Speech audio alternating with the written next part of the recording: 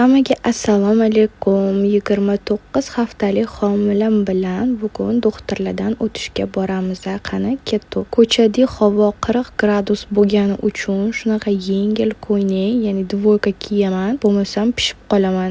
O'shanga mos sumka, aksessuarlarni unutmaymiz. Ro'mollarni to'g'rilab, xursand bo'lib ketamiz. Uydan chiqib ketishim biram qiyin. O'zimga qarayman. Homiladorga ham o'xshamayman deb настроениямni ko'tarib qo'yaman. Qornim pastligi uchun korset taqishni esdan chiqarishim kerak emas, постоянно taqishim kerak. Lekin shu yerda bitta narsani bildimki, men korsetni noto'g'ri taqaman. Agar sizlar ham korsetni shunaqa turgan holatda taqayotgan bo'lsangiz, bu juda ham yomon ekan. Uziga bordim. Uzida hammasi yaxshi chiqdi. Allohga shukr, suvlarimiz ko'payibdi.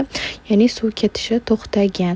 Ginekologga очередda kutdim. Ular ham aytdilar, что men noto'g'ri taqaman korset. Korsetda yotgan holatda taqish kerak ekan, chunki bola pastda uni qisib qo'yishimiz mumkin. Obedlarimni olib, ikkinchi farzandimni ham xudo xohlasa birinchi ko'rpanisida tug'ish niyatim bor. Analizlarim yaxshi chiqqani uchun sam bo'lib xonalarga bordim. Kapelnitsalarimni olishim kerak. Bugun kapelnitsamning 3-kuni. Efir olaman, adashmasam qon ko'paytirish uchun, gemoglobinni ko'tarish uchun va shunaqa vitaminlar ham yevaman. Sizlarda homiladorlik qanaqa o'tyapti?